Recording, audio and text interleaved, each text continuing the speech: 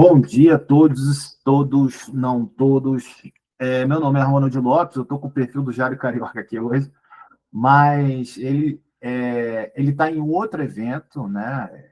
Ele está num seminário hoje em Mesquita, né? Por conta da Universidade Federal Rural do Rio de Janeiro, né? Hoje a gente vai começar esse seminário. Vamos ter um seminário hoje e semana que vem. Semana que vem é com o Jário. E eu estou aqui com óculos de grau, fone de ouvido, sou careca, barba, camisa cinza. Atrás de mim tem um quadro do BOC, Jardim das Delícias. E meu nome é Ronald Lopes, sou canalista periférico e hoje a gente vai começar um seminário que é Desvelando a Dor de Existir, provocação filosófica ou provocações filosóficas. A gente apresentou esse seminário no Fórum do Campo Lacaniano do Rio de Janeiro, né? Dia 22 de março, e depois foi dia 29, né? Convidado pela psicanalista Yara, foi muito bacana, né? A gente teve ali 2 dias discutindo várias coisas. Eu achei que foi um seminário muito, muito interessante. E hoje a gente resolveu também, já que teve muitos debates, o pessoal gostou também, levantamos várias discussões, né? A gente resolveu transmitir também para o coletivo, né? Eu vou fazer um compartilhamento de tela aqui com vocês, para a gente ficar legal. Luciene, Patrícia chegou. Vocês estão muito legais. Oi, Patrícia. Gente, vocês podem me interromper, tá? Abrir aqui, eu estou falando aqui um montão, mas vocês podem me interromper a hora que vocês quiserem,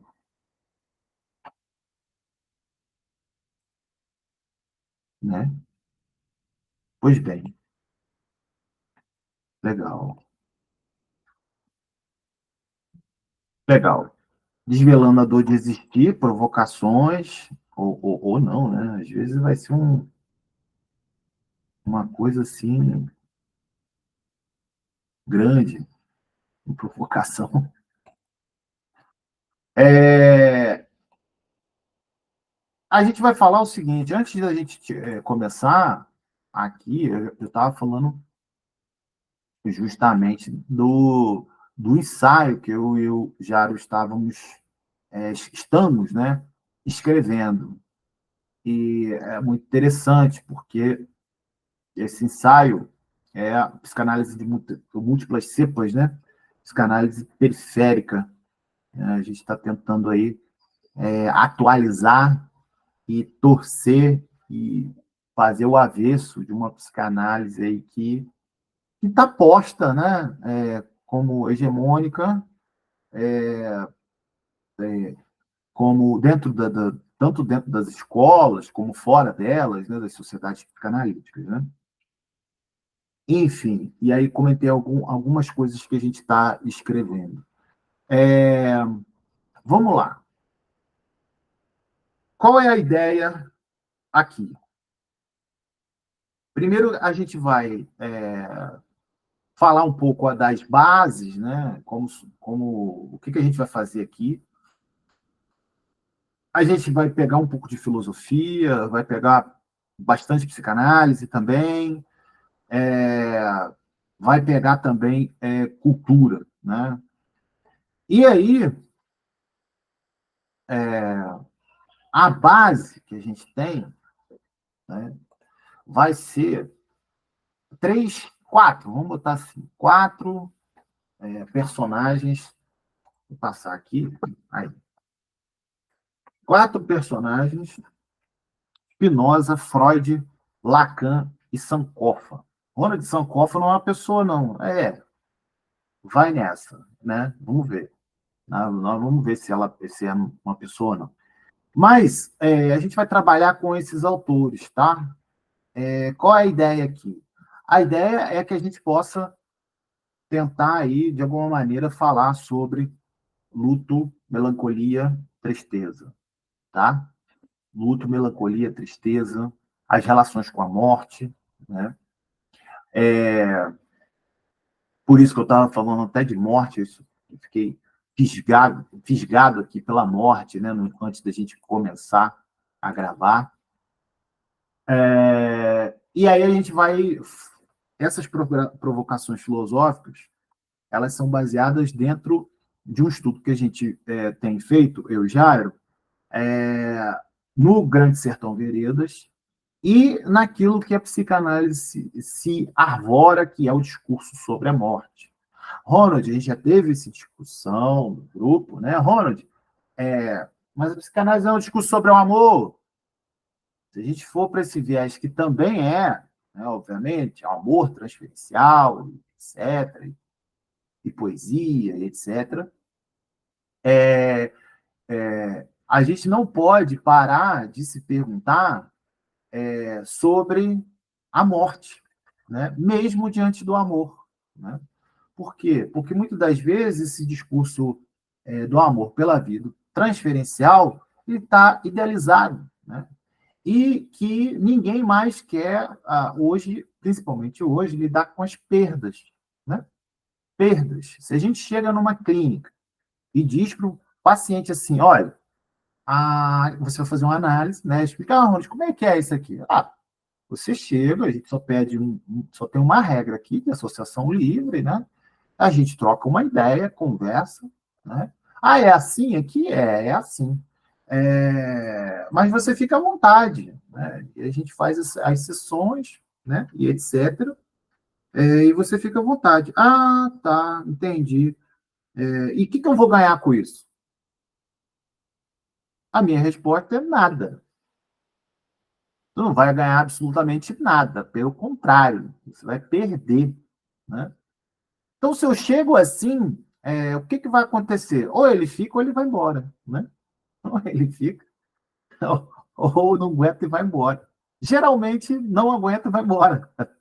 Por quê? Porque numa sociedade em que a gente só pensa em ganhar, só pensa em acumular, ganhar like, ganhar seguidores, ganhar dinheiro, ganhar amigos, ganhar comida.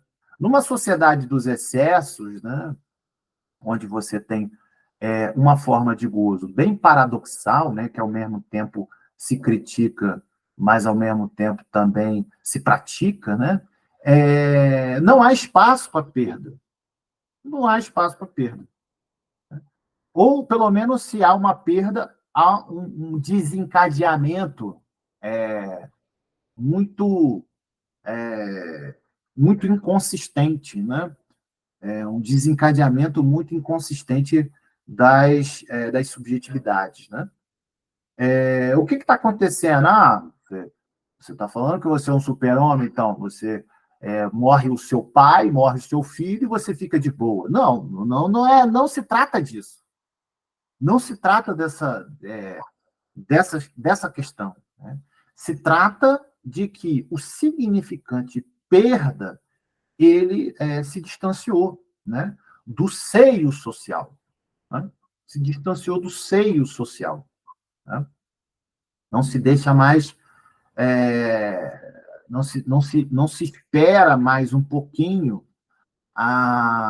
o bebê... não se espera mais um pouquinho o bebê quando chora, né? Com fome, ou com sede, ou seja lá o que for. Ronald, isso é um sadismo. Não é. Não se trata, mais uma vez, disso.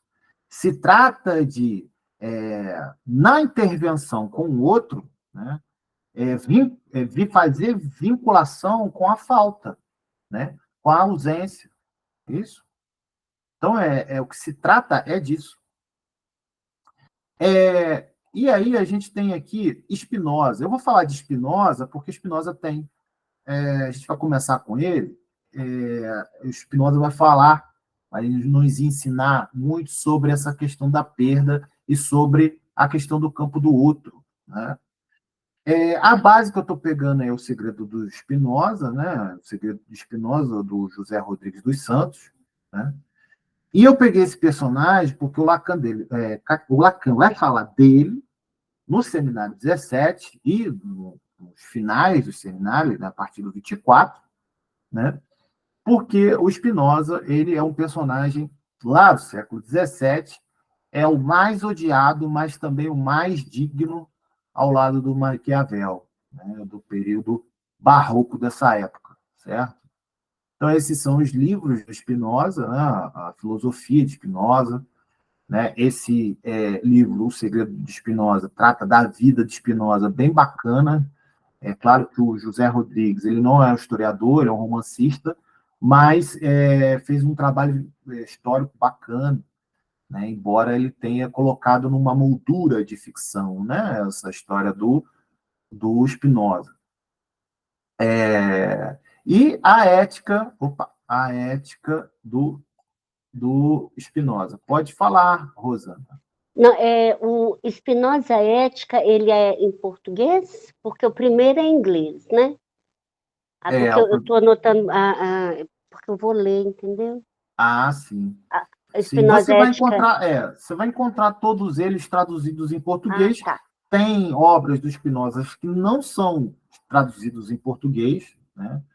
Depois eu vou Tá. contar uma história que vai traduzir isso que eu estou falando. Esses três especificamente você vai encontrar em português, sim, tá bom?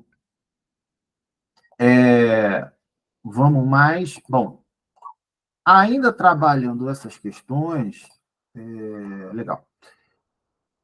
O Spinoza ele foi perseguido por católicos e judeus na época dele. 1600 é alguma coisa, tá, gente? Século XVII, final do século XVII. A gente está num ponto da história, né, onde você tem uma crise, né, dos países ibéricos, né, Portugal, Espanha, eles estão desesperados, né, por metais preciosos, né, porque exauriram as colônias dos seus metais, né, e agora já não tem mais ostentação, né, da sua vida, né, não se ostenta mais com base na produção econômica das colônias, né? Por volta dessa época também que você já tem as guerras angolanas, né? O autor Cadornega, né? Ele vai dizer isso, né? No seu livro sobre as guerras angolanas, e, na verdade, ele vai escrever em 1680. Marcos. Bom dia, Marcos, seja bem-vindo. O Cadornega ele vai escrever uma história geral das guerras angolanas. Né?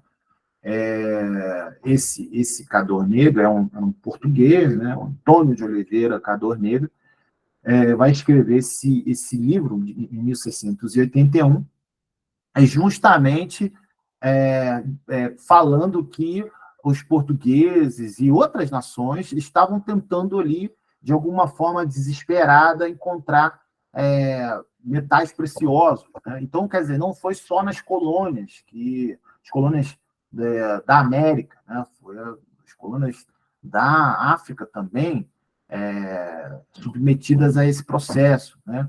E os portugueses e os espanhóis estão decaindo do seu apogeu desde o do século XV, né? Eles já estavam ali há 200 anos em seu apogeu, né? E aí surge, então, ao mesmo tempo, outras formas de produção, né, capitalista, né, que não o exauramento das colônias nos seus recursos naturais, hídricos, minerais, etc., né? Mas também uma invenção de alguma forma, de mercado de consumo, né? A gente tem que entender que o mundo está se preparando aí, pelo menos a partir de 1760, para a Revolução Industrial, né, que é no século seguinte, né? E no século XVII ainda estamos aí, no final desse século, inventando um mercado financeiro, né, empresarial. Então, existiam duas empresas que estavam despontando como principais protagonistas do mercado econômico, que são as empresas holandesas, né? As famosas as famosas empresas holandesas ocidentais e orientais, né? As companhias, né? As companhias, elas eram empresas, né, de capital privado, atrelado ao capital público, né, do Estado, que o Estado ainda estava na sua criação, né? Ali a gente tem os rudimentos da criação dos Estados, né? E aí essas duas companhias vão se despontar como uma multinacional, né? Ronald, no final do século XVII, sim, inclusive você tem implantação disso, né, em Pernambuco, né, quando você tem a ocupação dos holandeses ali no que é hoje o chamado estado de Pernambuco, né, e a criação de Olinda, de Recife, com seus produtos, né, holandeses de mercado, né? E aí Spinoza está justamente vivendo esse período, né? E como ele está justamente vivendo esse período, né, ele tem um problema, né? Ele é um holandês, né? Ele está lá sendo filho de um burguês da alta sociedade, né? Então, não estamos falando de uma pessoa pobre, estamos falando de uma pessoa que tem relações com essas empresas da Companhia das Índias Ocidentais e Orientais, né? E são muitos contextos ali nessas forças, né? Essas forças sociais ali dentro da Holanda, né? Especificamente Amsterdã. Só que o que acontece? Deixa eu passar aqui. O nosso amigo Spinoza, o nosso amigo Spinoza, ele foi perseguido por católicos e judeus. Por quê? Porque ele realmente tinha uma visão de mundo diferente dessas religiões, né? Os católicos, eles estavam deixando de ser o apogeu do mundo e os judeus estavam ali começando, porque quem estava liderando essas empresas, né, eram, em sua maioria, judeus, né? Então, o Spinoza, para além de ser um judeu holandês de língua portuguesa, ele não, por ele ser por ele não ser só judeu, por ele não ser só holandês e ter essa clivagem de marcadores, digamos assim, ele não se encaixava em nenhum aspecto, né? Ele não se encaixava no catolicismo porque ele era judeu. Ele não se encaixava como holandês porque ele era de origem portuguesa, né? Então, assim, ele se tornou um personagem sui generis, né, na história aí holandesa, por conta dessas marcadores, né? E ele tinha essa ideia, né, de construir uma carreira que fosse uma carreira que pudesse pensar. Ele podia escolher, né? Era filho de pai burguês, então ele podia escolher essa carreira, né? Mesmo que ele nunca tivesse frequentado uma universidade. Então, Assim, isso o incomodava muito, esse aspecto de ser holandês, judeu de origem portuguesa e não se encaixar, né? E ele começou, então, a trabalhar com a filosofia que talvez ele pudesse encontrar ali, nesse lugar, um lugar que pudesse sossegar, né? Um lugar de pertencimento, né? Digamos assim. Bom, a filosofia de Spinoza, ele começa a pensar essas questões, obviamente que é um hobby para ele, né? É um desejo dele, né? É obviamente que isso não foi fácil, porque o pai dele queria que ele assumisse essas empresas, né? O irmão mais velho, em determinada altura, morre, ele é obrigado a assumir as empresas do pai, né? Mas, assim, ao tempo inteiro pensando sobre esse não lugar, né? E, para pensar esse não lugar, ele constrói uma filosofia do seguinte sentido: a nossa existência não é marcada pela contingência. O que é isso? Só se pode ser aquilo que podia ser, não pode ser outra coisa, né? Ele fala da inexorabilidade. O que seria isso? Será que eu posso escolher matar uma formiga nesse momento que está andando na janela ou não? Será que eu posso fazer isso? Bom, se você escolher, na verdade, para o Spinoza, você nem escolhe, né? Você só tem a sensação de escolha, né? Você só tem a percepção do livre-arbítrio na mesma medida que você é ignorante. Ele vai falar isso. Ele vai falar isso lá na filosofia dele, nos livros dele, né? Por quê? Porque você pensa que você escolhe, porque você ignora toda a rede de causalidade, toda a rede de causas que fazem com que você atue ou não. E mais, e que você pense e tenha a percepção de que você escolheu aquilo, né?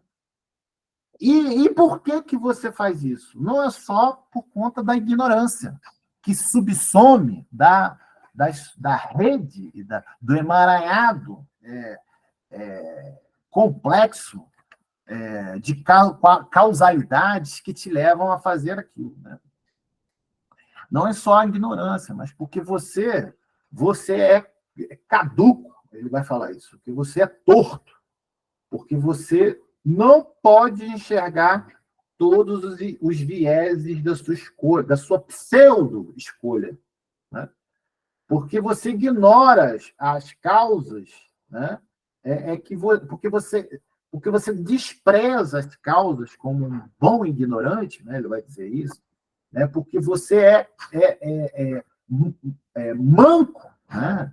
Porque você, em termos lacanianos, né? Vou botar assim, eu já vou trazer o Lacan, que a gente vai fazer uma espiral. Não todo, né?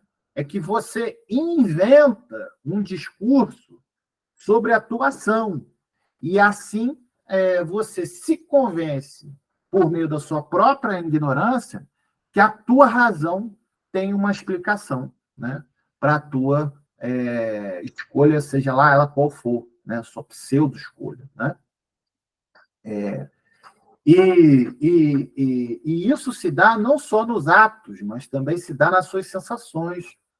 Por que é que você ficou frustrado que, por exemplo, não sei, eu vou chutar aqui, o Jairo não veio, né? Por que é que você ficou frustrado que o Jairo não estava aqui?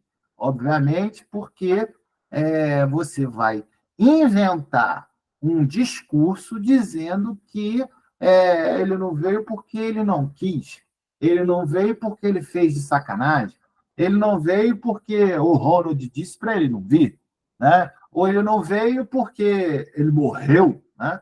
Quer dizer, o que eu estou fazendo aí? Eu estou fazendo uma explicação para a minha frustração, mas como eu não alcanço todas as causas, né, do porquê ele não veio, então eu, pela via da ignorância, pela via do não todo, pela via da tortuosidade, pela via da caducidade, pela via do manquejamento, né?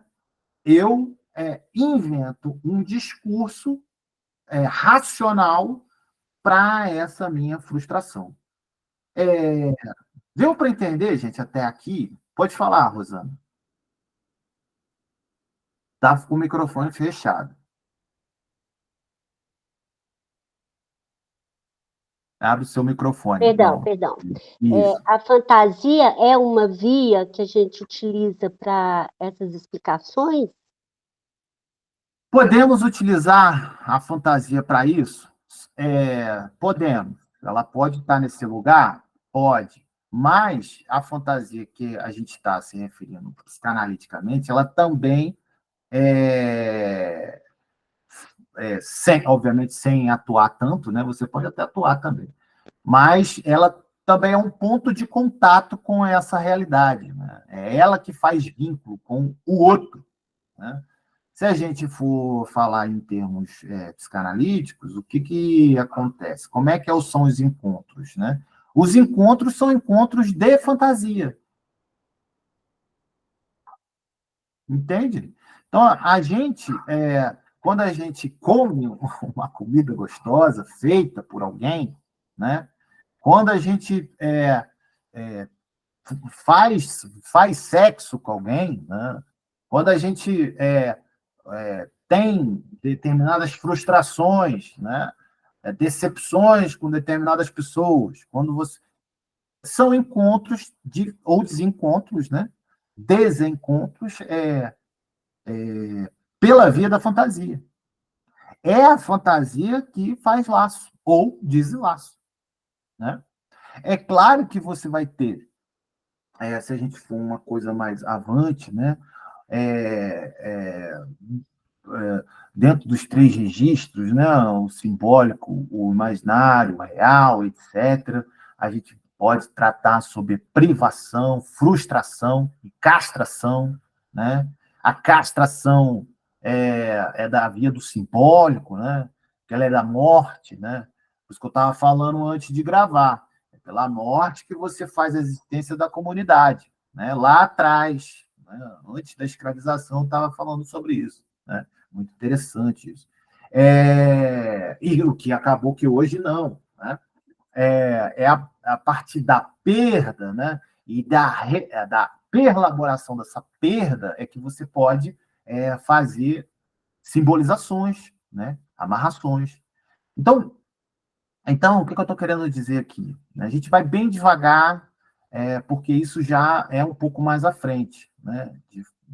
Sobre a questão da fantasia, sobre a questão dessas concepções e conceitos pseudo-lacanianos que a gente está tratando aqui, né? Mas a gente pode dizer que sim, a gente tem uma fantasia aí. Será que a gente pode dizer? Eu vou produzir aqui, tá? Uma hipótese.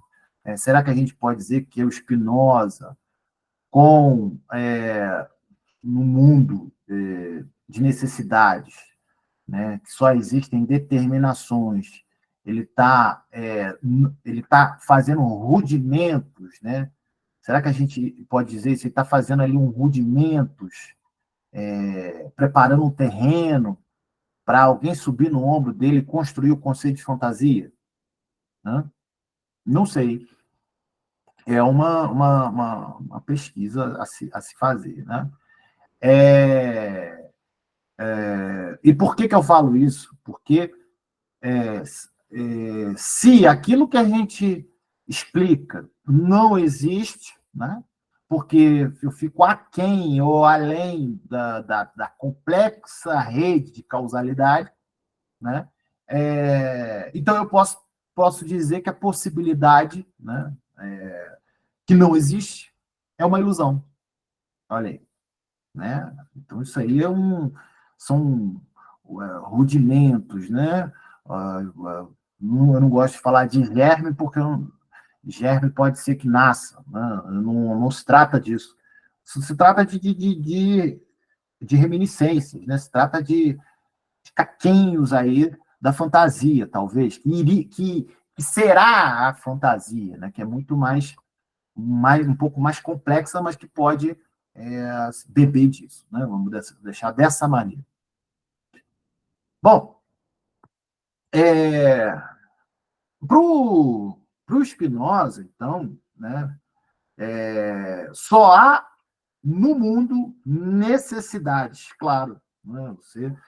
Quando você faz uma ação, você faz uma ação por necessidade, né? São as determinações. Estavam ali determinações, não confundir determinações, né, com algo de predestinação, né, porque tem muita gente que faz essa confusão. As múltiplas determinações é que concretizam a atuação. Né? E aí isso que ele vai chamar de real, o Spinoza. Né? O real spinozano, então você pode falar de um real spinozano e um real lacaniano? Pode. As duas coisas são diferentes, mas elas podem conversar sim, porque o Lacan, o real do Lacan é indizível, e o real do Spinoza, né, ele é uma sobredeterminação, né, que escapa ao seu controle. Né? Se para Lacan o real é um nada, o nada porque é indizível, né? Para o Spinoza você tem o real e o nada. São coisas diferentes. E a questão do tempo para Spinoza também outra questão, porque não se tem esse mundo que foi criado eternamente, né? Lá de Gênesis, o mundo foi criado e vem essa história toda e tal, né? Bíblica, né? Judaico-cristã. Por mais judeu que o Spinoza seja, ele não entra nesse discurso. Né? Ele diz que, na verdade, só há instantes, né? Só há momentos, né? De momento em momento. Né?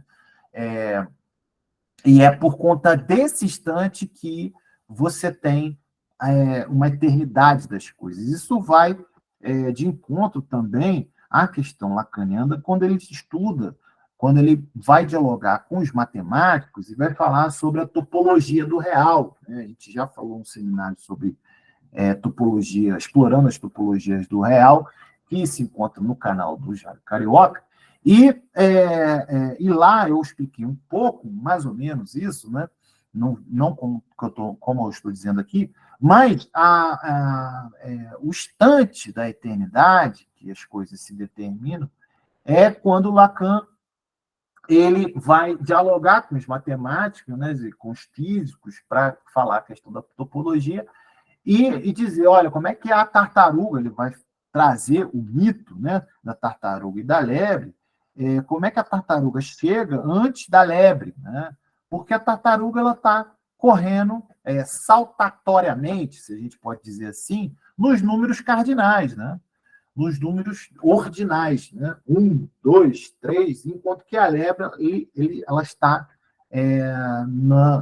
correndo ao infinito, né? Entre o 1 e o 2 existe uma infinidade de números, né?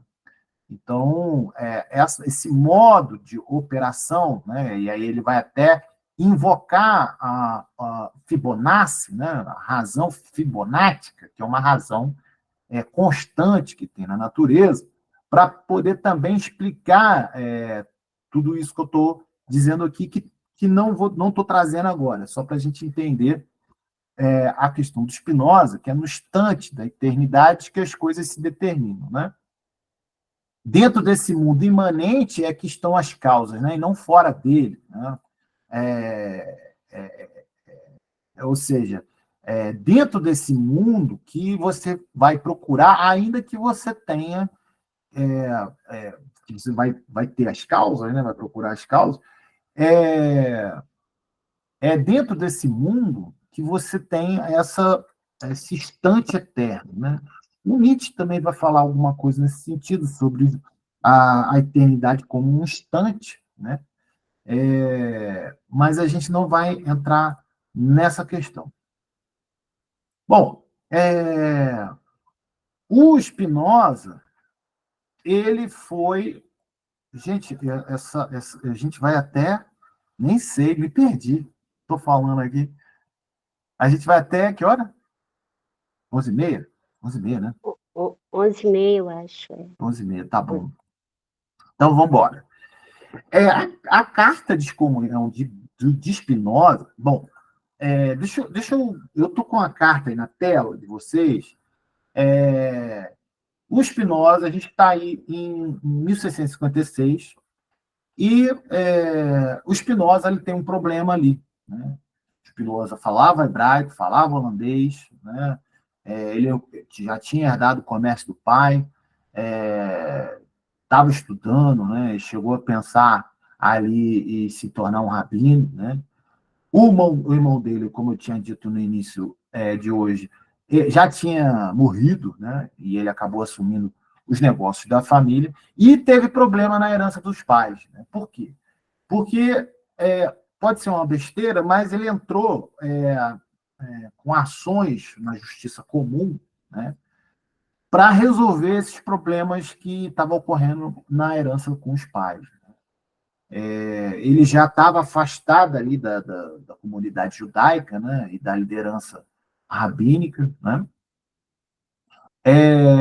e entrou com ações na justiça para poder resolver e tomar para si, de uma vez por todas, a herança dos pais. Ele estava ali gerenciando os negócios da família, mas não era dele, né?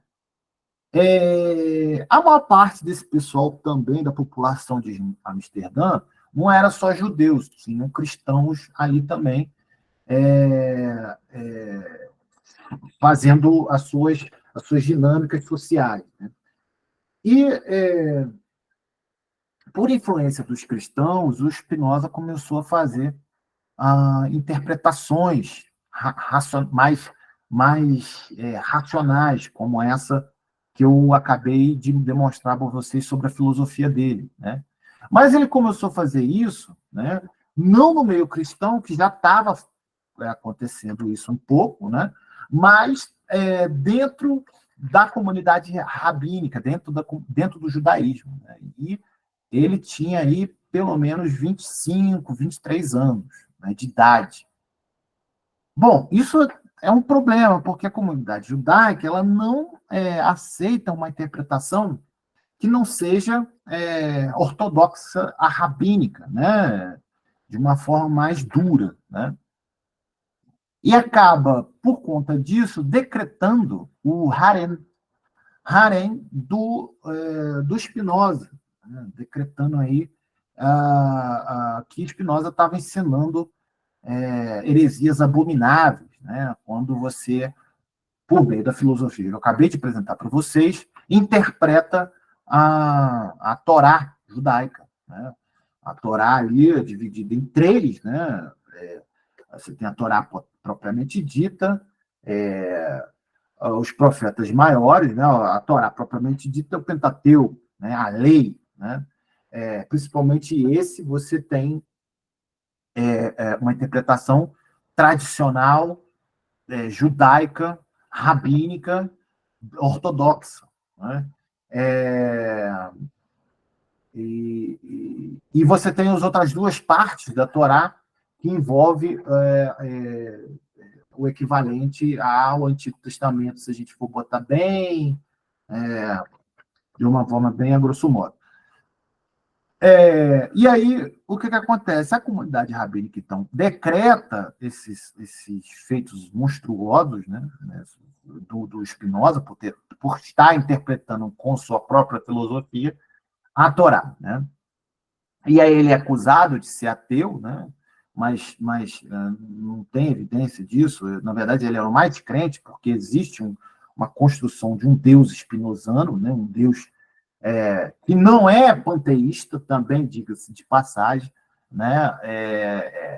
É um Deus em que você tem forças, correlação de forças, né? É um Deus que não é das casualidades, né? A gente vai depois falar isso mais à frente. A concepção de Deus dele se afastava muito da época, né? Não era uma entidade, né? Spinoza acreditava num Deus que não era um ente, né? Um ente teológico, né? Na verdade, o Deus spinozano, ele é uma força, né?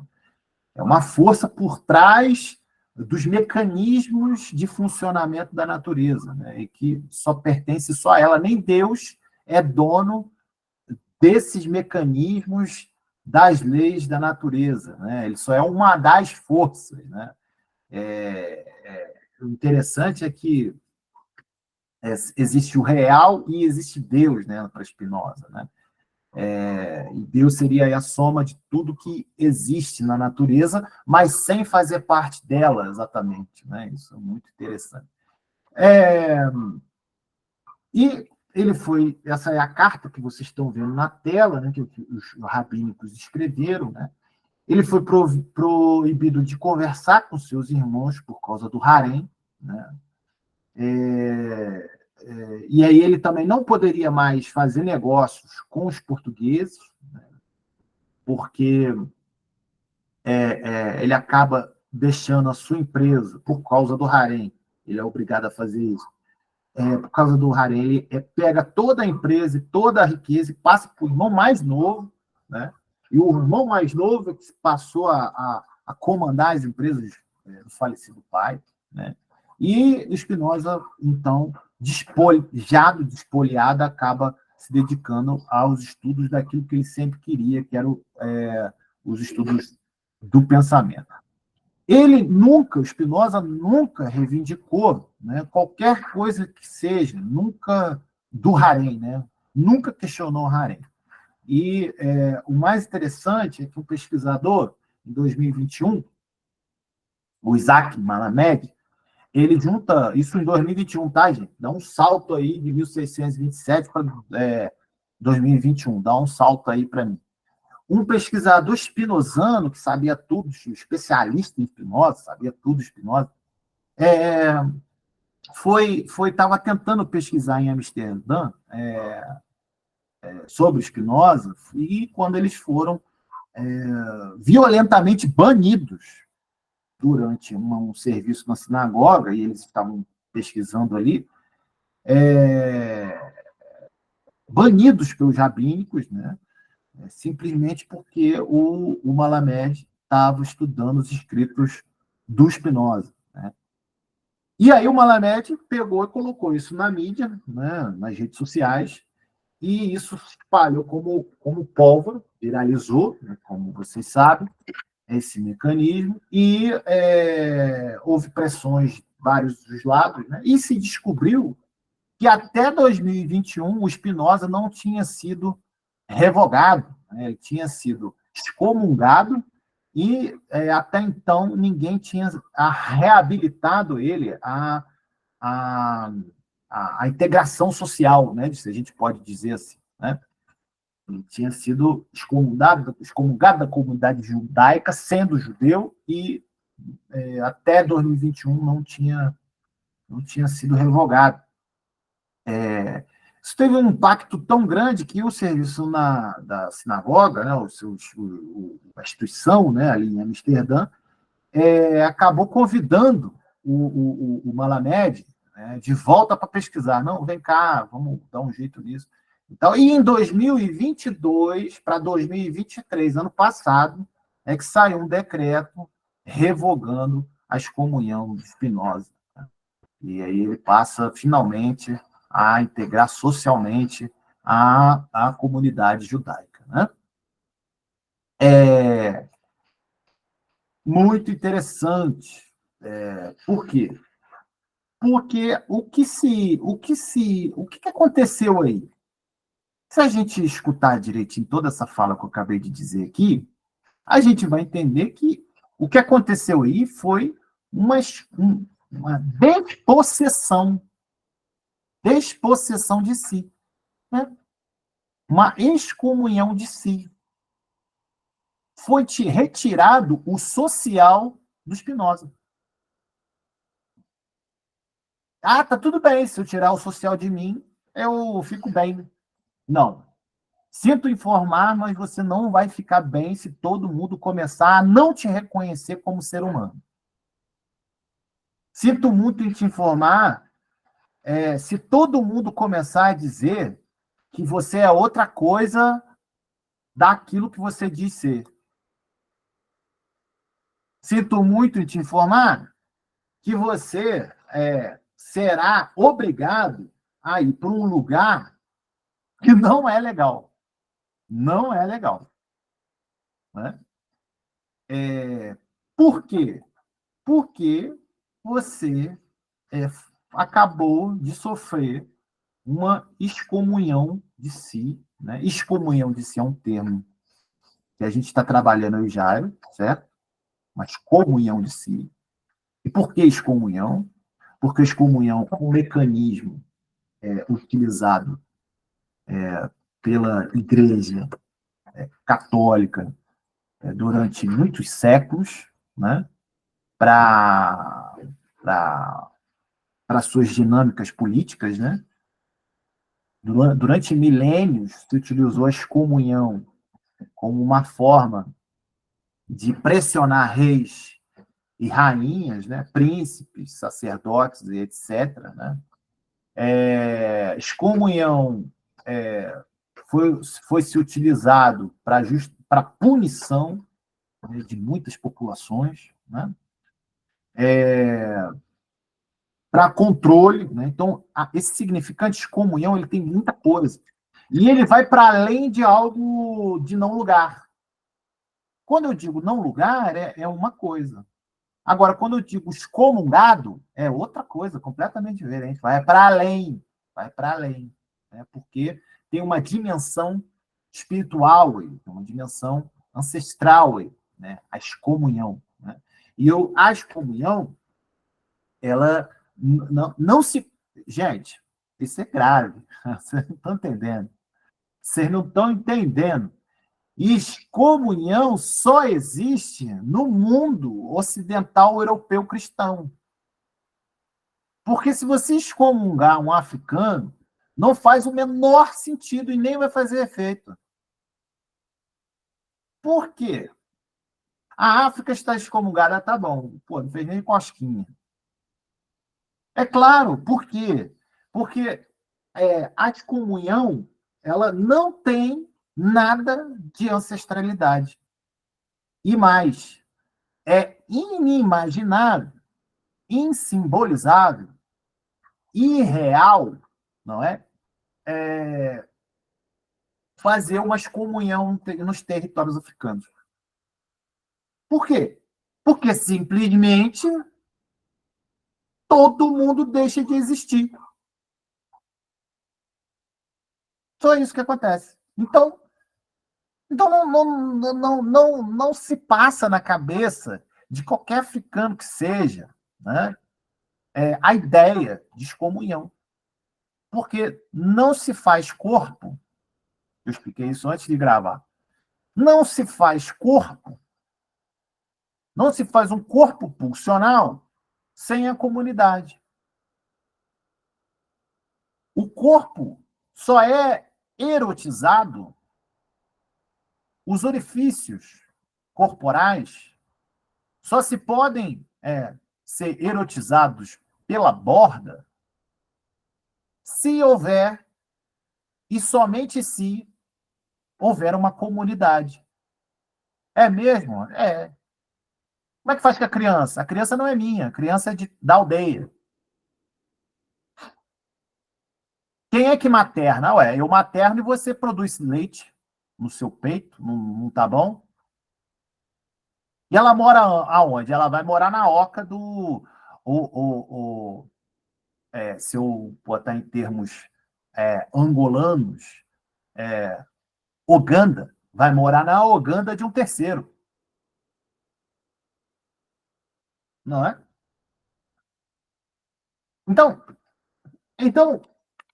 o corpo só se faz corpo se tiver em comunidade.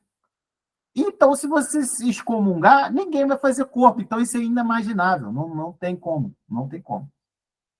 Para criar uma absurdidade dessa, só o mundo europeu com a cultura judaico-cristã. Né? E é por isso que a gente falou sobre a excomunhão de si, tá? Excomunhão de si. E o que isso traz também? Né? Isso vai trazer uma discussão direta com Freud e com Lacan sobre a definição de melancolia. De que perda que a gente está falando quando se excomunga algo? Né? De que perda? Né? Do que a gente está falando? Né? Aí, então, na tela de vocês está aí, luto e melancolia é o que a gente vai... É o texto do Freud que vai tratar disso, né? No texto Luto e Melancolia, você tem um investimento libidinal, né? Narcísico, né? E onde os objetos eles não se dividem, né? Eles não se separam, na verdade. O que acontece? O Freud está dizendo ali que existe quando há uma perda, né? Quando você tem uma perda, você tem esse objeto ele sofreu um investimento libidinal, narcísico, né?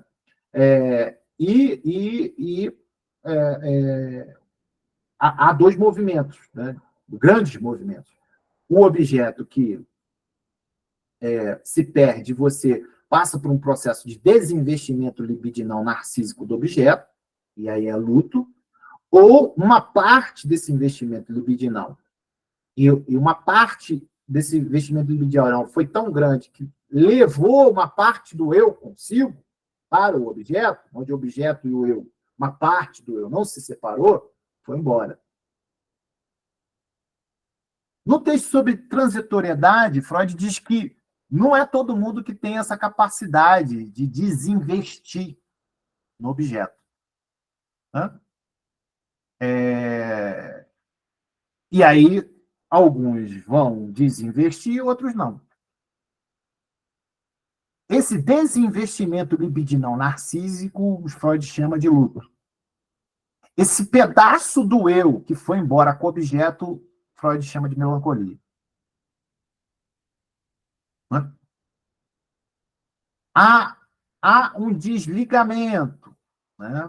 Freud vai falar isso, um desligamento. Esse desligamento é um trabalho de luto. Há uma incapacidade. Essa incapacidade aí é o trabalho da melancolia. Né?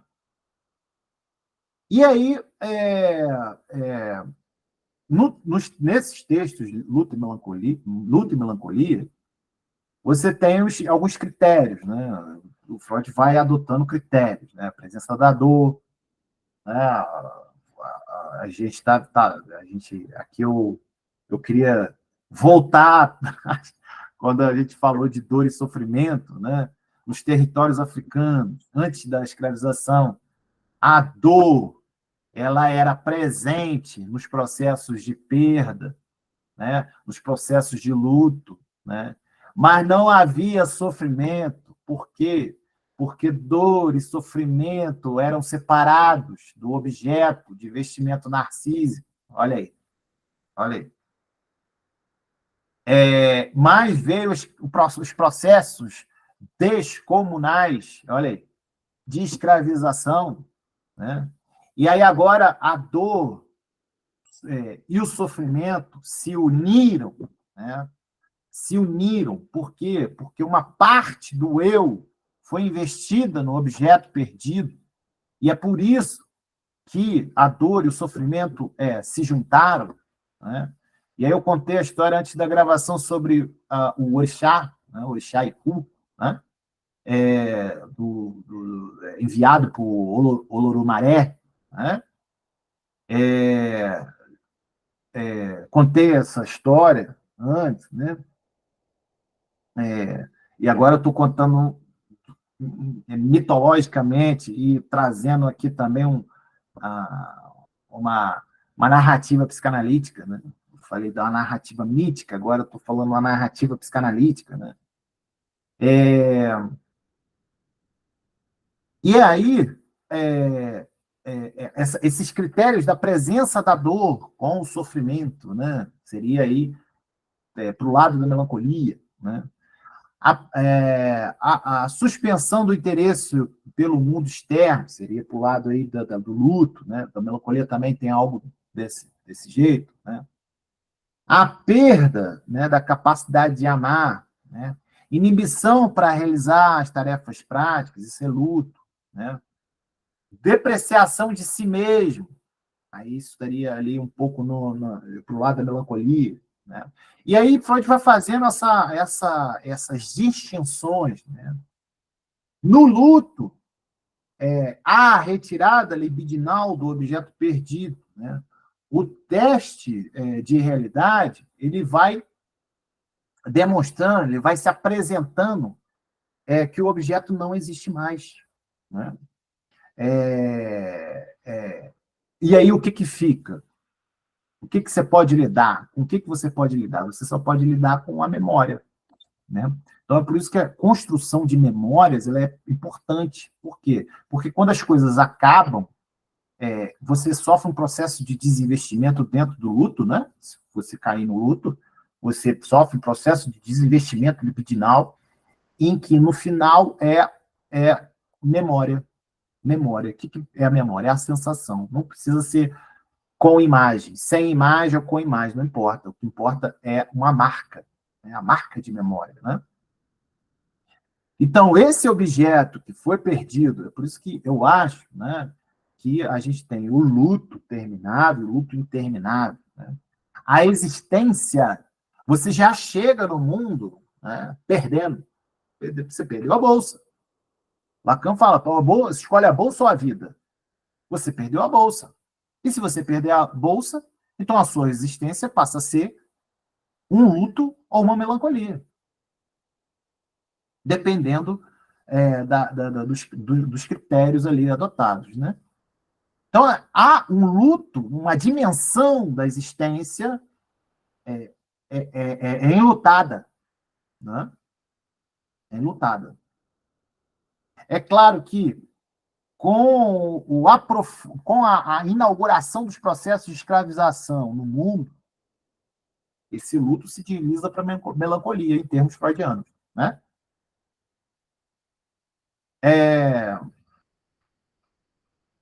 Na melancolia, bom, então, o objeto perdido, no luto, né? O objeto perdido nunca é perdido de fato. Por quê? Porque você tem ali uma marca, né? Uma marca de memória. Já que você perdeu o objeto, o que fica, então, é uma memória, então ele não vai perder totalmente, né? Totalmente. É uma marca que fica de significação, né?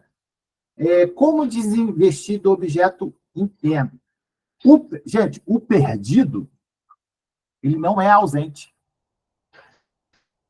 A perda não é ausência.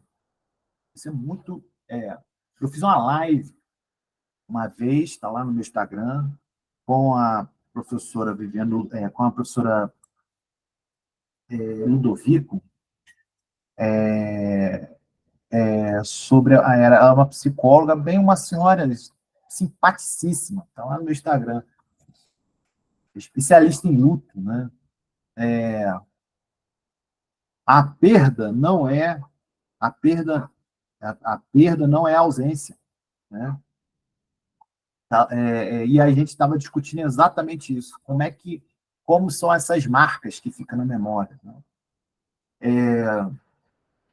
Na melancolia, não. Na melancolia, a gente não sabe exatamente o que o sujeito perdeu, né? Não tem nada que preenche ali, né? É uma presença maciça, plena do objeto, como se o objeto não tivesse perdido. Mas não é o que acontece em África, tá, gente? É diferente. É diferente. Essas coisas não... Quem inventa a melancolia são os processos de escravização, tá? É bom que se esteja registrado aqui, viu? Dentre outras coisas, né? Mas principalmente. Por quê? Porque como em África, nos territórios africanos, não há morte, né? Não há morte. O que há? O que há, então? O sujeito não morre. Porque o significante morte, ele não existe enquanto melancólico, né? Enquanto melancólico, ele não existe. Não é que o sujeito não esteja mais ali. Ele continua ali pela via da ancestralidade. Ele existe. Certa vez eu cheguei num país, cheguei num território, no sul da extremo sul, no deserto do Namíbia. Eu sempre conto essa história. No deserto do Namíbia. Eu tive a oportunidade de viajar, viajei. Chegou no deserto do Namíbia, tem uma cidade lá, né? Uma cidade relativamente grande, e que tem ali os seus problemas com uma cidade desértica. E você tem os povos do deserto, né? Que não são berberes, berberes são ao norte da África, né? A África do Norte é outro país, é Marrocos, é mais próximo do continente europeu. Mas eu estou falando de povos do deserto mais ao sul. O deserto do Namíbia é o deserto mais antigo do continente africano, né? E aí, certa feita, eu cheguei na casa de um dos contatos, eu já tinha feito uma amizade, e ele me explicando os processos, olha, aqui é isso, assim funciona assado, tal, tô lá, tô ouvindo, tô escutando, e eu entrei na casa do sujeito, né? E ele falou, pode sentar, pode ficar à vontade. Eu falei, puxa, muito obrigado. Aí eu fui sentar, quando eu escolhi um lugar para sentar, ele falou, você não senta aí que meu avô está aí. Aí eu olhei e vi quem, Márcia? Não vi ninguém. Vi quem, Wayne? Não vi ninguém. E agora? O que eu faço? Não vi ninguém, mas ele está vendo. E aí? Era o avô dele, o que eu vou fazer? O avô dele, depois eu fui saber que o avô dele tinha morrido há mais de 200 anos. Então tá, desculpa. Desculpa. Me desculpa, então você tem outro lugar. Então, assim, eu vou falar que ele está psicótico. Na verdade, acho que é eu que estou psicótico, na verdade. Não é? É o psicanalista que está psicótico, está psicotizando a realidade. Então, quer dizer, as culturas elas fazem essa inversão. Né? A gente está em outros sistemas de referenciamento, né? Subjetivo. Né?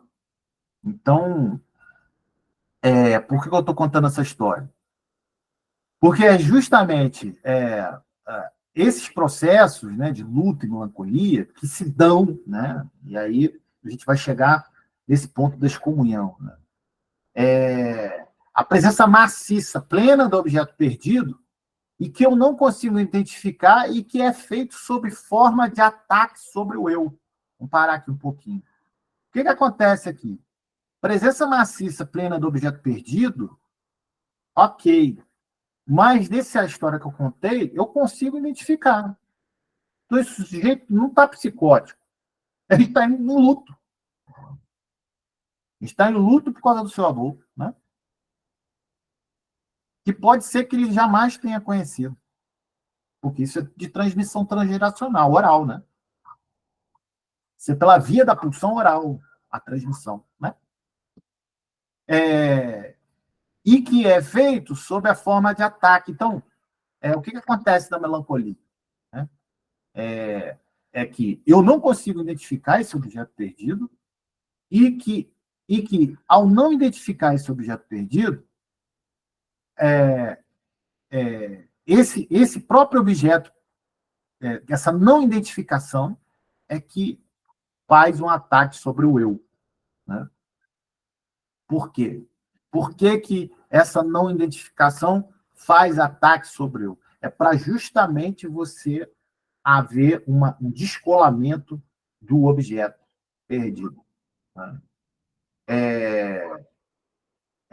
Há resistências, as resistências, né, em termos culturais, elas podem até ser traduzidas também nesse lugar, tá? Isso também é uma hipótese que eu estou levantando aqui com vocês, tá bom? As resistências culturais também podem ser levantadas aí, né? Podem ser pensadas dessa maneira quando sob a forma de ataque em cima do eu, do narcisismo, né?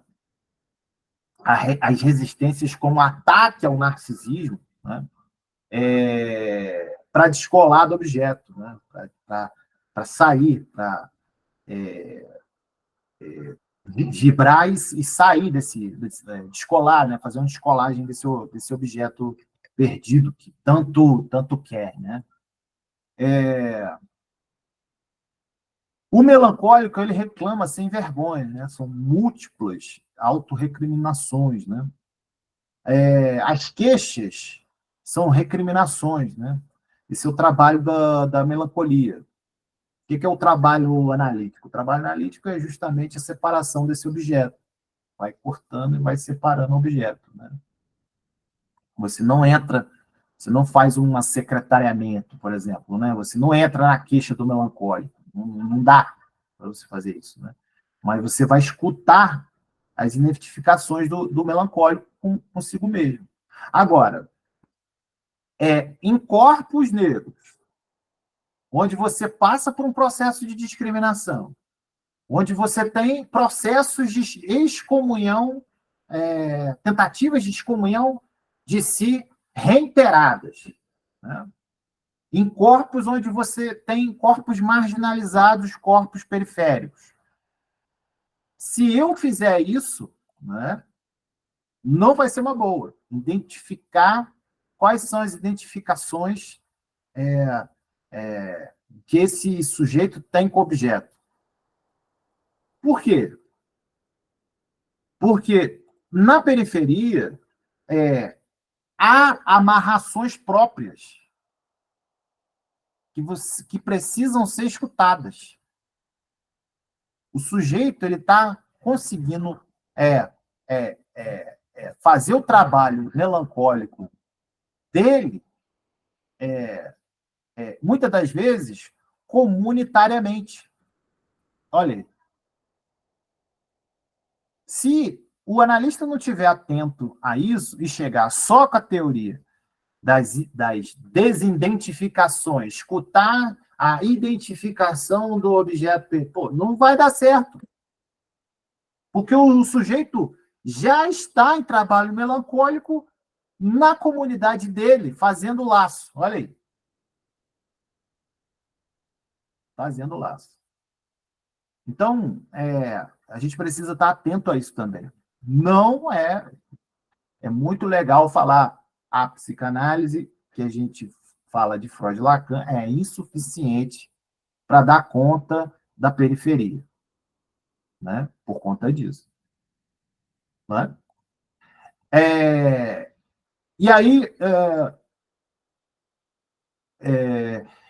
a gente tem sobre o apego, sobre o luto do apego, né? O tarô do apego do John Bowlby, né? Um objeto que me excomunga, mas a gente vai tem muita coisa ainda. Deixa eu passar aqui um pouco mais. Um objeto que me excomunga. Na melancolia, olha aqui, ó. Olha aqui. A hipótese, eu chego nessa hipótese. Olha aqui, ó. A hipótese que a gente está trabalhando numa escuta periférica é que as estruturas culturais, as dinâmicas sociais brasileiras que produzem a periferia produzem pela via da forclusão, produzem pela via da exclusão. Né? O Estado não chega, né? E quando chega a igreja, e quando a igreja chega, também não é o suficiente. Não é? Não é assim? Na periferia. Então peraí, quem é que está sendo excomungado aí? Né? Das estruturas sociais democráticas, né? Ou pelo menos pseudo-democráticas. Né? A gente pode dizer que essas estruturas culturais que a gente criou, né, como Estado, as práticas de projetos políticos estatais, né? Ainda que eu possa até incluir os programas, elas abrangem todos. Ronald, isso é utópico? Não, utópico é fazer essa excomunhão de determinadas sociedades, principalmente de corpos negros, e acusá-los de melancólicos. Não, não. É justamente o Estado que excomunga, né? É o Estado, é o outro, né, que faz essa excomunhão. E aí a gente está trabalhando justamente com essa hipótese, né? Sobre a questão do laço. E aí a gente entra um pouco também, eu ia falar, vou acelerar um pouquinho, eu ia falar sobre o luto do apego, né, de acordo com Freud, a ausência do objeto amado causa um desligamento dolorido, né, com sofrimento, né, mas o ego acaba que o ego faz um trabalho ali também, né, eu ia entrar nessa questão. A Freud faz uma diferença entre luto e melancolia, sendo que a melancolia é uma perda de uma posição, né, da libido, na origem do psiquismo. O melancólico vai sentir uma baixeza, né, vai falar de uma necessidade de se autoacusar, né, de se recriminar, né, como se ele tivesse devendo ao objeto de queixa, né, como se ele devesse, né, como se ele tivesse uma dívida por essa coisa que se perdeu e ele não sabe o que é. Né? E aí vem a famosa frase, né, a sombra do objeto perdido recai sobre o eu. Né? Eu sempre tenho uma imagem na minha cabeça, né, quando essa famosa frase do melancólico, onde você tem aquele mágico, né, com um objeto aqui, joga uma toalha por cima, e quando ele tira a toalha, some o objeto. Mais ou menos essa imagem que até então, por estar debruçado nessas questões, sempre quando eu leio essa frase vem essa imagem na cabeça. O que gera uma ambivalência, né? Quer dizer, o objeto estava ali, não está mais, era meu, não era meu, e agora? Né? E aí, a gente ia entrar em Lacan agora, fazendo uma correlação sobre a excomunhão lacaniana. Deixa eu pegar aqui. Beleza. Você tem duas exclusões, não sei se vocês devem saber disso, né? Que o Lacan ele pega duas exclusões, né? Uma em 1950 e a outra em 1964. A de 64 é que tem realmente a famosa excomunhão, né? A de 1950, ele rompeu com a Sociedade Psicanalítica de Paris, né? Que é uma sociedade ortodoxa, né? Que era afiliada à IPA. E a sociedade só queria os médicos na formação de psicanálise, e Lacan falou que não, que queria todas as áreas do conhecimento, que isso seria uma ótima para a gente fazer o diálogo, né, interdisciplinar, transcultural. Né? Então, a sociedade não aceita, né, e ele se desliga da IPA e funda a Sociedade Francesa de Psicanálise. Né? E só que na Sociedade Francesa de Psicanálise de 1950, ele não aceita, não aceita médico. Né? Eu achei isso bem interessante a gente trazer isso aqui também. A de 64 vai dizer o seguinte, né? Para a gente falar sobre a de 64, o seminário 1, a gente tem um sequenciamento aí, né? Dos seminários do Lacan. Essas são chaves de leitura para a gente poder entender o percurso dos seminários. Né? No seminário, o Lacan vai construir um sujeito, né? Um sujeito para a psicanálise, né? E ele vai invocar o Descartes, né? O penso, logo existe, o cogito, ergo sum do Descartes, para dizer que quem inaugura o sujeito da psicanálise é Descartes, não é Lacan, não é Freud, né? Por quê? Porque Descartes é ele que vai separar o indivíduo, vai colocar o indivíduo ali como um sujeito dividido e inaugurar a psicanálise como um produto da modernidade e também como contestadora dessa modernidade, né? No seminário 1, você tem a teoria do narcisismo, né, que ainda tem ali os primeiros movimentos com a fenomenologia do Russell, né?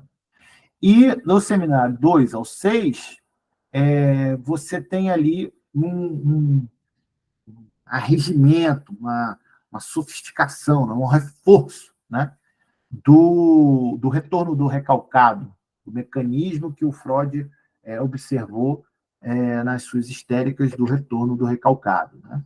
No seminário do 7 ao 10, você tem são seminários onde você tem predominantemente a crise da identidade intrasubjetiva. Né?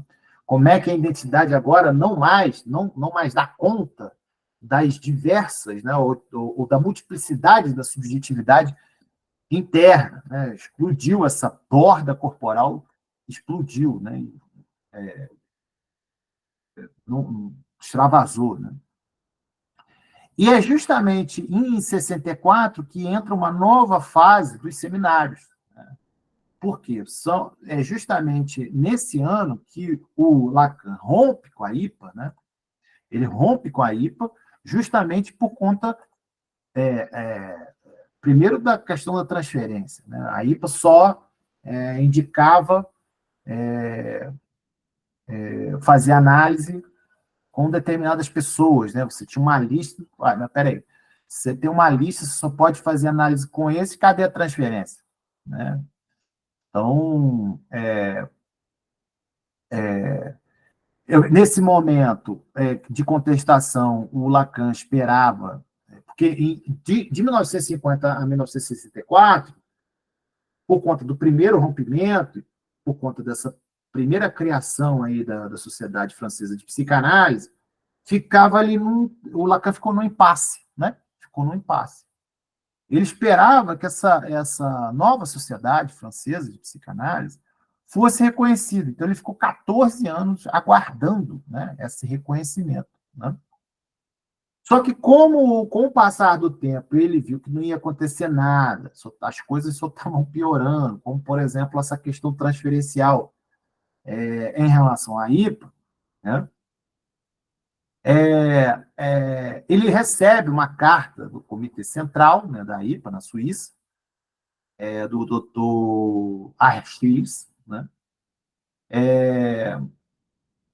E Lacan abre essa carta lá na sociedade, começa a ler, e essa carta diz o seguinte: olha, a gente reconhece a sua nova sociedade que você formou aí, a Sociedade Francesa de Psicanálise, isso em 64, tá, gente? Pô, muito legal essa sociedade, parabéns, você sustentou aí 14 anos, muito bom. Só que tem o seguinte,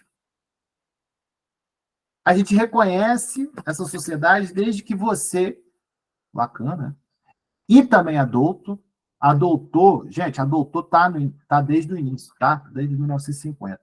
Ninguém fala, ninguém conta a história dela, né? Ninguém fala dessa história de pares, né? Não se conta essa história, só fala do Lacan, e Adolto é fortuito, né, nessa história. Então, nós reconhecemos a tua nova sociedade que você formou, a RIPA dizendo, né? E desde que você, Lacan e doutor, se retire do ensino, né, da análise didática, e dê essa sociedade francesa aí para a gente. Né? Passa para a gente, dá para cá, aqui está tudo bem. E aí, gente, alguém quer falar alguma coisa? Eu estou falando aqui um monte. Vou tocando, tá bom? Vou tocando aqui. E aí, o doutor falou, não dá não, Lacan. Realmente fazer uma coisa dessa é morte social. Ela disse isso. Bom, se é morte social, então vamos fazer uma excomunhão de si. Vamos fazer uma excomunhão, tá tudo aí, ó. Né? Foi quando ocorre a queda do outro. Né? Olha, eu estava aqui nos meus ensinos, chegou essa carta, eu estava aqui nos meus ensinos falando dos nomes do pai, mas agora eu não vou falar mais nada, não. Vou voltar lá atrás, porque eu acho que essa galera não entendeu. Vou voltar nos princípios fundamentais da psicanálise, inconsciente, pulsão, repetição, transferência, né? Para poder a gente avançar. Né?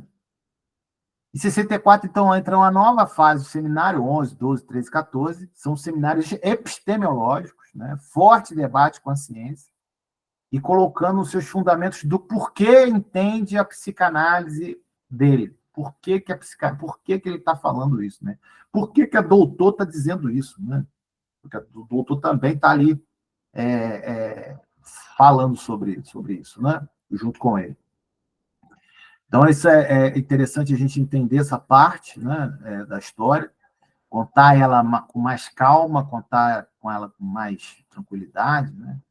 Esse outro, do grande outro, que ele está dizendo aí, esse grande outro, do grande outro, né, que vocês estão lendo aí, era a IPA, né? Era o outro analítico. Né? Você tem um tempo lógico, né? A introdução das sessões curtas, né, que o Lacan coloca, né? É essa queda do grande outro do outro, né?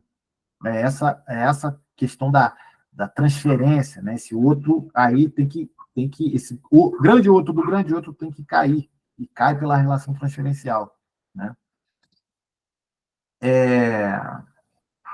Acho que basicamente seria isso aqui, né? Para a gente ir para as excomunhões, né? Depois vocês leem o seminário 11, né? Que fala que uma das questões que guiam ali o seminário 11 são as questões fundamentais, né? No sentido amplo do termo da psicanálise, né? Como é que se pratica, qual é a praxis, né? Ele começa a discutir ali entre se psicanálise é ciência ou se é religião, né? E aí ele vai falar que nem é nenhuma das duas, né? Porque ele diz o seguinte: eu não procuro, acho. Ele fala isso. Lá no Seminário 11 ele diz isso. Quando ele faz esse debate, né? Ele fala assim: eu não procuro, vírgula, acho. Né? Se de um lado a psicanálise é ciência, porque tem objeto definido, essa relação dessa experiência muda o tempo todo, né? Então, por isso que a psicanálise não se encaixa em ciência, né? E também não se encaixa na religião, porque não é que a religião tenha dogmas, não é só isso, né?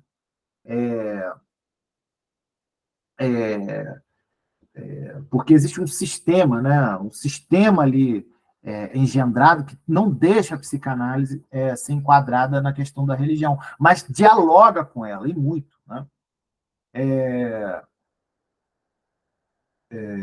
Nesse seminário 11, você vai encontrar, enfim, várias coisas, inclusive a menção a Spinoza, quando ele fala que ele está se excomunhando, né, pelo harém, ele diz isso, né, e sem retorno, diferentemente do Spinoza até hoje, né, que retornou, né, mas o Lacan ali, ele invoca o harém e invoca a carismata, que é um outro mecanismo do sistema religioso, em que a excomunhão, o sujeito é excomunhado e, além de excomunhado, é sem chance de retorno à sua comunidade. Então, o Lacan ele invoca essas duas coisas, esses dois mecanismos. Né?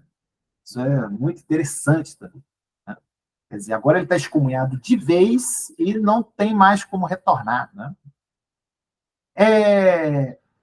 A mesma coisa, talvez, né? Ou coisas semelhantes acontecem com aquilo que a gente chamou de excomungadas coloniais. O que são excomungadas coloniais? Vou explicar isso. As excomungadas coloniais são as mulheres, né, africanas, e aí, deixa eu voltar aqui um pouco, a gente tem um livro aí, né, deixa eu ver, de indicação, Melancolia Africana, né, a indispensável superação da condição negra, é um livro bem interessante, né? Esse livro vai argumentar que a melancolia africana, no contexto africano e afrodiaspórico, a melancolia ela está ligada diretamente às experiências coletivas, né? Onde a escravidão rompe com essa comunidade, né? Com essa experiência coletiva, né? E também está ligada à questão da escravização, da colonização, da pós-colonização, né? O que se trata a melancolia africana? Se trata de uma perda de terra, né? Da perda da terra, né? A terra, ali, no seu sentido mais simbólico, não literal, é isso que está em jogo. A liberdade em inventar sublimações, ainda que seja pelos corpos que rebolam nos bailes funks, né? E gritam xoxota, pau, né? E que no ouvido do psicanalista marxista burguês aparece como imagem sexualizada e incivilizada, né? Não é isso que aparece ali? Enfim. Mas ele não está contando, né? Ele está deshistoricizado, né? Por conta dessas experiências que ele mesmo provocou, né? Então, a Nathalie, ela demonstra, que é uma das autoras, né? Ela demonstra que, para além da expropriação territorial, e da dor infligida ao corpo e à alma, a violência que sela o encontro com o outro aniquila um ciclo. Gente, não é um ciclo de dias, meses, anos, não. É um ciclo milenar de vida. Então, a gente também tem que prestar atenção nessa questão.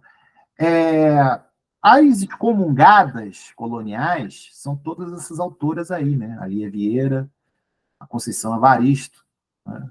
Conceição Evaristo, que só aos 70 anos, 75 anos, que foi convidada a participar da Academia Brasileira de Letras, né? Mas ela escreve há quanto tempo? Tem mais de 35 livros publicados, né? Escreve, enfim, há muitos anos, né? O que está acontecendo aí nessa escrita preta, né? Que não entra, né? Que ficou por muito tempo subsumida, né? Dentro das estruturas coloniais ainda, de mentalidade, né, gente? Obviamente que a colonização acabou no papel, mas a mentalidade continua funcionando até hoje, passando aí por pelo menos 10 mil trabalhadores análogos à escravidão em 2023. Não estou falando isso ontem, não. Estou falando 2023, são 10 mil trabalhadores análogos à escravidão, e quando você vai ver, são corpos negros, né? E aí eu tenho alguns fragmentos aqui da Conceição Evaristo, né? Muito interessantes para a gente abordar justamente o que é melancolia, o que é luto, né? Ou se eu posso até nem localizar isso, porque eu também, numa condição dessa, também não importa, né? Eu entoava cantos de louvor a todas nossas ancestrais que, desde a África, vinha arando a terra da vida, com as suas próprias mãos, palavras e sangue. Não, eu não esqueço essas senhoras, nossas Iabás, donas de tantas sabedorias. Olha aí, Olhos d'Água, Conceição Evaristo, 2016. É isso que essa a, a inserção transferencial que produz laço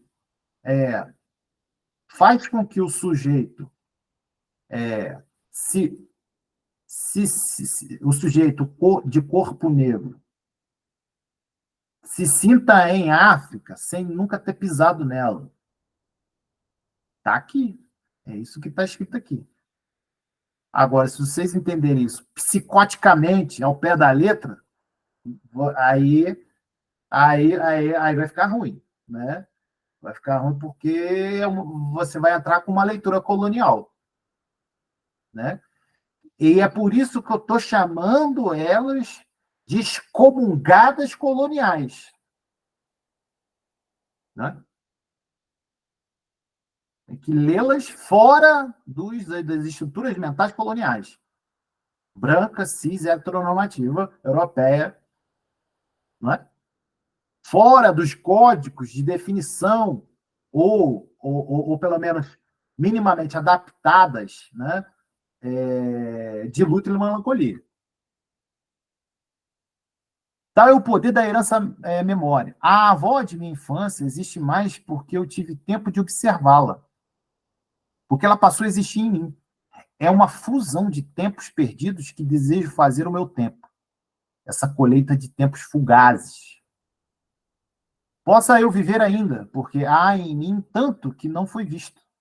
Concedam-me a estação das contemplações, e, mesmo se os tratores apagarem a terra, ou as divisas do território, peço a sobrevivência remanescente da identidade de nós outros.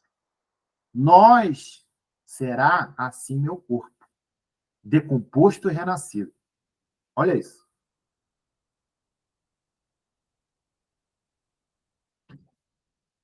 E aí a gente chega na sancofa, né?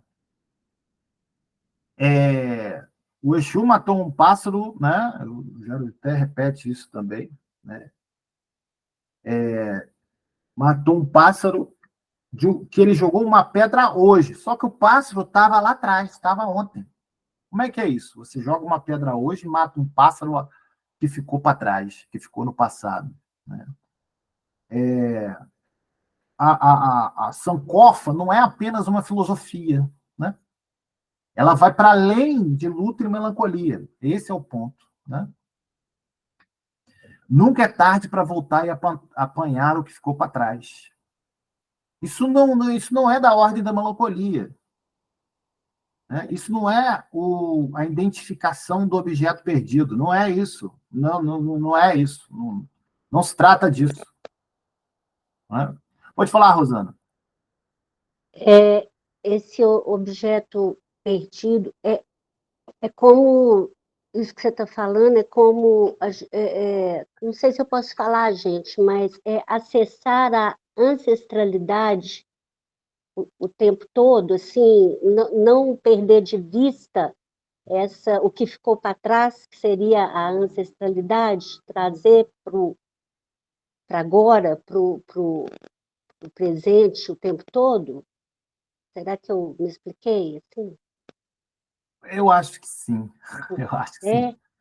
Acho que Sim. sim. Mas, assim, Rosana, o que eu entendi da sua fala é o seguinte: já foi, né? Nunca é tarde para voltar. Já foi, já está perdido. Já era. Só que o Sankofa, ele explica que isso que a gente chama na psicanálise branquicista de identificação do objeto perdido, né? Não se trata disso, não se trata disso. Porque tem um tempo aí que está sendo operado e fora desses condicionantes, sabe? Desses significantes. Por quê? Porque o sujeito não entrou na cadeia dos significantes, não entrou. Ele está fora. Ele está fora. O corpo negro está fora, né? Então, o Sankofa vem para quê? Vem para dizer, olha, nunca é tarde para você recolher o que ficou para trás. Tem a ver com ancestralidade? Tem. mas foi perdida. Foi perdido. Né? Está para quem olha de fora, está perdido. Mas quem está no Sankofa, não. Sabe?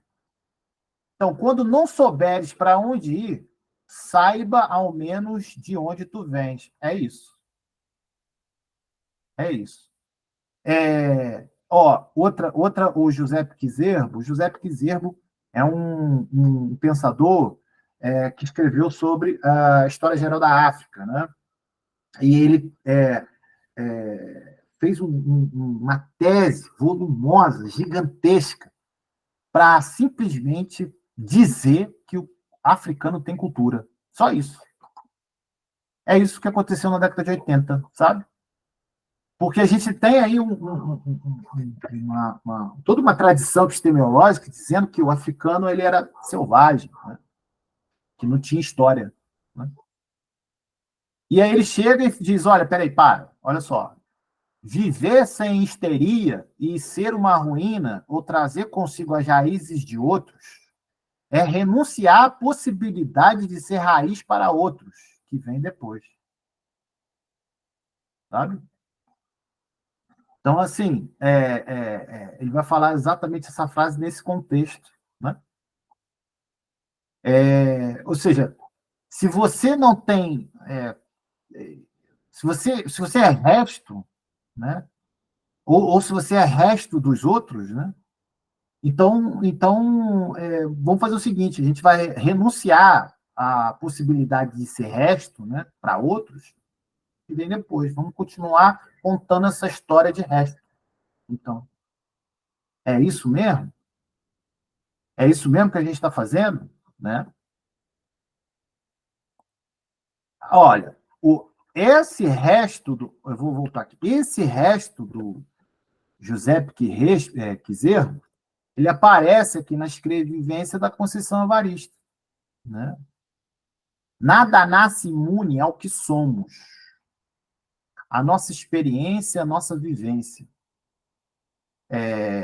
Numa escuta periférica, você não escuta o que o sujeito tem que fazer ou não tem que fazer.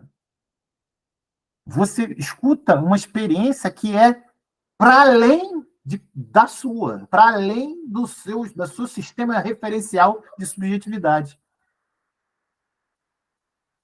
Quando você escuta um baile funk, não é uma orgia sem fim. Eu sempre gosto de bater no baile funk, porque a gente é questionado o tempo todo e acusado de que a periferia tem uma cultura imoral e devassa e suja.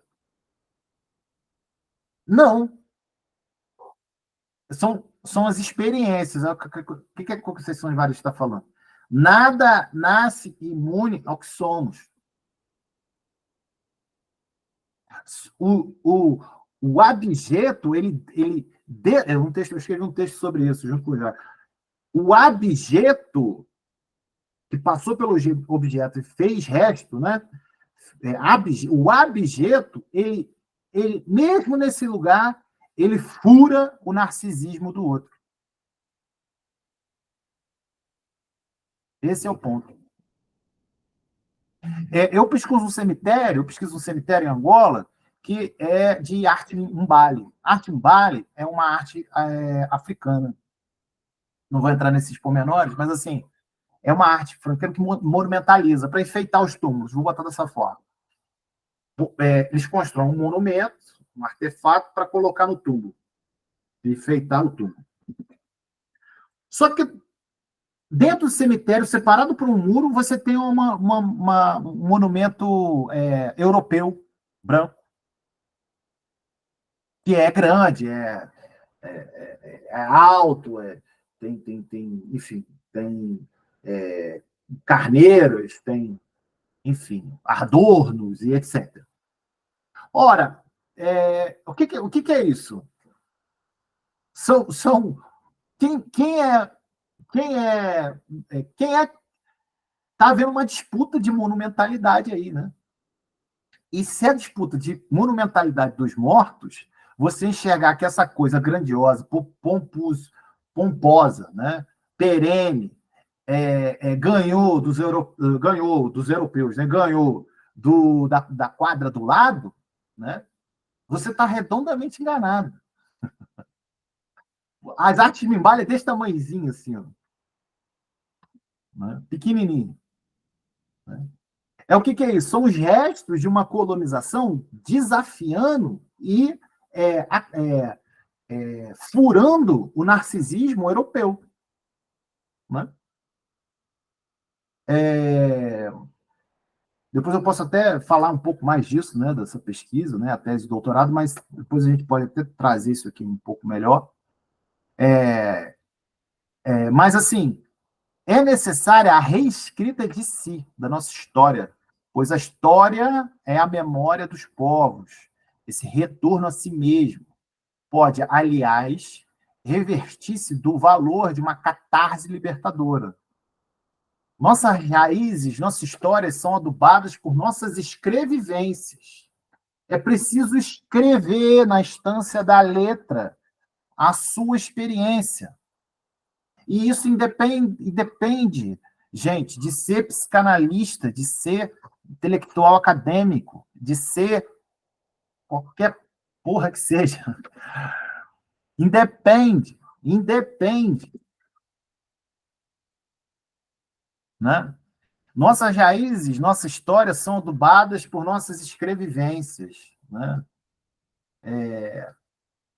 É isso que as excomungadas de si fala para gente. Independente se você é condenada por rebolar na garrafinha até embaixo ou fazer a dança do bonequinho. Você está escrevendo, pô. Você está fazendo uma escrita de si na pedra dura do mármore. Olha aí.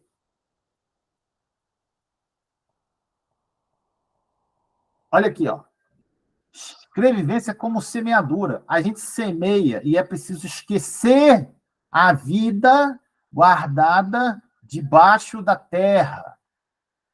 Até que um dia, no momento exato, independente do querer de quem espalhou a semente, ela arrebenta a terra, desabrochando o viver.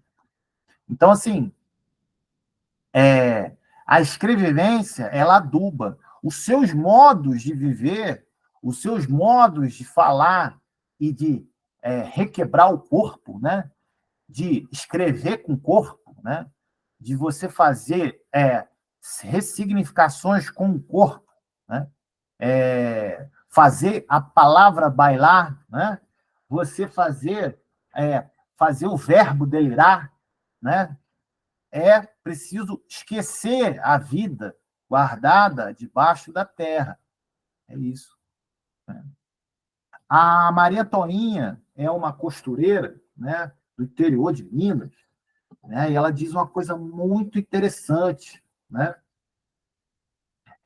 Vou tratar de esticar minhas costuras, arranjar retalhos, fazer umas semeandas, né, ou semendas, né, no interior de Minas. Eu nunca entendi essa palavra semeanda, né? Semeandas e semendas. Nunca entendi. Ora era semendas, um pouco do interior em direção a BH, ora do semeandas mais ao sul, né? Mas são formas de burlar, né? As normas de plantação, né? E quando eu falo plantação, eu estou me referindo à Grada Quilomba mesmo. Né? A crítica à Grada Quilomba, é isso. Nem tudo é trauma, é isso a Maria Toinha está dizendo. Né? Vou tratar de explicar minhas costuras, arranjar retalhos, fazer semendas a fim de encompridar não apenas o pano que descosturo, mas também meus suspiros nesse mundo. Né? Então, assim, fazer laço pelo avesso da costura. Olha aí. Né? Muito interessante. Eu vou terminar com isso aqui, né? Amarrando aí com a questão sobre as comunhão de si, passando umas comunhão de si escrita pelo corpo, né? E fazendo laço pelo avesso da costura. É isso. Vou terminar com isso. Certo, gente?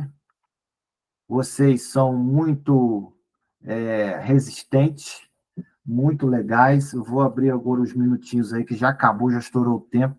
Se vocês quiserem falar qualquer coisa, vocês ficam à vontade, abre o microfone, joga tomate, faz, sei lá, não sei. À vontade. Eu gostei muito, Ronald. Obrigada, queria te agradecer, né? E é meu primeiro contato aqui com uma palestra sua. Espero poder participar mais. E estou muito feliz de estar te ouvindo e com o pessoal aí. Muitas descobertas, muita coisa assim que eu estou descobrindo e quero aprender mais, sabe? Muito bacana ter você aqui, Rosana. Muito legal. Você já você já tinha visto algumas coisas, né? Você se interessou, veio, o coletivo te capturou. Me capturou meu coração. Tá bom, muito obrigada. Que bom, viu? Seja bem-vinda, tá? Ai, Fica à show. vontade. Então tá bom, gente. É isso. Pode abrir o microfone e falar. A gente está gravando, daqui a pouco a gente termina aqui. Ah, Márcia, Márcia Excelente, tá aí. Oi? excelente, Oi, excelente, Ronaldo. Patrícia. A começar pela introdução que você não gravou, deveria ter gravado. Muito bom, muito bom. Né? Para nós que estamos começando, né, Rosana? É muita novidade, é muita descoberta maravilhosa, né? Nesse universo, né? Então, eu só tenho a agradecer muito, né? Uma manhã assim muito rica, de muito aprendizado, né? Muito obrigada. Eu que agradeço, Patrícia. Poxa, obrigado por você ter vindo, foi muito legal. Eu acho que eu acho que a gente está indo num caminho. O Jário fala assim, isso mesmo? A gente fala, eu acho que é, cara. Vamos lá, vamos ver o que dá esse negócio. Se a Márcia falou que é, porque é, gente. Se a Márcia dizer vai, ela falou, vai, meninos, vai. E aí a gente está indo, né, Márcia? Então, é isso. Ronald, bom dia. Bom dia, Wena, tudo bem? Tudo bem, como vai? Legal, legal. Eu estava aqui, né, só escutando e viajando. Aí você falou assim, se quiserem falar, mas eu acho que não tinha o que falar, a gente só tinha o que escutar mesmo, porque foi uma viagem, assim, muito boa mesmo, obrigada. E eu fiquei, essa semana eu vi uma fala sua, lá no grupo de estudos, falando, né, que eu não sei, eu e Jário não sabe onde isso vai dar. Eu acho que isso vai dar em algum lugar. Talvez a gente, aliás, eu tenho certeza, talvez a gente não veja, mas daqui a uns anos, esses escritos que vocês vêm produzindo, eu acho que vai bombar, sabe? É isso. Eu queria falar naquele dia, mas acabou que eu não falei. Mas eu tenho certeza que tudo isso vale muito a pena. É isso. Obrigada. Eu que agradeço. A gente tem assim, há muitos anos atrás, só tinha eu e ele. Assim, eu falo sempre com ele, né? Para mim, se tá ótimo, assim. Eu falo sempre com ele isso. Falei, cara, eu já inimaginável. Isso é inimaginável. Tá aqui contigo, fazendo um coletivo com o Cressol também, que é o projeto Clínica de Rua, né? Fazendo a escuta de rua, lá no centro de Campo Grande, né? Marcelo tá aí, que faz parte também lá do projeto Cressol, né? Pô, para mim, eu já estou muito satisfeito, muito mesmo. E levando vocês tudo com a gente, as discussões no grupo, a questão do projeto, né, que a gente atende lá, pessoas em situação de rua, trans, e aí entra tudo, né? Eu sempre falo isso, pivete, puta, ladrão, assassino, né? É isso, né? É isso que a gente atende, né? Acho que é isso. E concordo com a Patrícia, viu? Deveria ter gravado, porque o início, aquela introdução ali foi... Deveria ter sido gravada também. É, sim. Deixar para a próxima. A gente vai repetir, essa parte, né? Que a gente está acabando. Eu fiz ontem, eu fiquei ontem quase que o dia todo, deu dor de cabeça, fiquei até 2 horas da manhã, entreguei para o Jário, falei, Jário, escreve aí, depois me devolve. A gente vai apresentar depois um pedaço também. Mas acho que vai, se a gente não for, a gente já está excomungado, então acho que vai decretar harém agora, quando for publicado esse negócio. Mas, enfim. Eu faço minhas palavras de todas que me antecederam, porque foi realmente maravilhoso, só aprendizado, novos saberes para fazer uma outra clínica, uma outra escuta, né? Exatamente. Agradeço, viu? Agradeço muito mesmo, do Ronald, a você e ao Jairo, né? O trabalho lindo que vocês fazem. Beleza, eu gente. também quero falar. Pode falar, Gabi, fica à vontade. Eu entrei atrasada, mas eu já tenho uma pequena opinião a seu respeito do Jairo. Se resume basicamente em gratidão, né? Porque vocês são muito generosos no que diz respeito a compartilhar o saber. E eu queria complementar um pouquinho do que a Wena falou, né? Não sei o que você disse, né? Vocês não sabem onde isso vai dar. Você falou que há muitos anos atrás era só você e o Jairo, né? Aonde isso vai dar? Para mim, isso já está dando, né? Antes era você e ele, era só um pensamento, o pensamento se transforma em ações que viraram semente, a semente caiu, germinou, enraizou, brotou, cresceu, virou uma árvore, a árvore gera frutos bons, que geram outras sementes. E aí eu estou vendo outras pessoas, aí vira um coletivo, vocês inspiram outras pessoas, o que vocês dividem modificam os nossos pensamentos, a gente vai se desconstruindo e reconstruindo. O que eu pensava antes já não é o que eu penso hoje, e eu acho que isso me faz muito bem, porque eu amplio a minha visão, vocês alcançam outras pessoas. Aí eu lembro também de Jesus, que alcançava outras pessoas que não eram, que eram rejeitadas pela sociedade também, e a psicanálise, vocês com a psicanálise estão fazendo isso, que até o projeto, por exemplo, e os artigos que vocês também vão produzindo. Onde é que isso vai dar? Já está dando, virando artigo, virando uma nova psicanálise com um novo olhar, né? Virando livro, virando coletivo, vai crescendo e vai se multiplicando através de outras pessoas, inspirando novos olhares, gerando novos frutos bons, olhares ruins, quer que seja, mas também atraindo outros olhares. Eu acho isso fantástico, maravilhoso. E eu vejo vocês como fontes de inspiração, fontes de saber, generosíssimos. Eu sou suspeita, eu só sou elogio para vocês. Obrigada por me inspirarem, por me enriquecerem. Eu acho vocês fantásticos, você, o Jairo, e todas as outras pessoas que contribuem para o projeto de vocês continuar tomando corpo. Eu acho isso maravilhoso. Você está de parabéns. O Jairo também. Assim, vocês são grandiosos, almas muito grandes, assim. Concordo, espero que vocês se vejam dessa maneira também. Concordo. Obrigada, viu? Obrigada, o Ronald. Muito obrigada. Gente, eu queria só pegando um ganchinho aí, É Gabi? Babi? Eu não estou vendo seu nome. Gabi. Só compartilhar uma coisa muito bacana que aconteceu essa semana comigo, e eu tenho certeza que é porque eu iniciei esse caminho da psicanálise e está me ajudando muito. Eu consegui aprovar meu projeto social para a comunidade carente, onde eu vou ensinar crochê.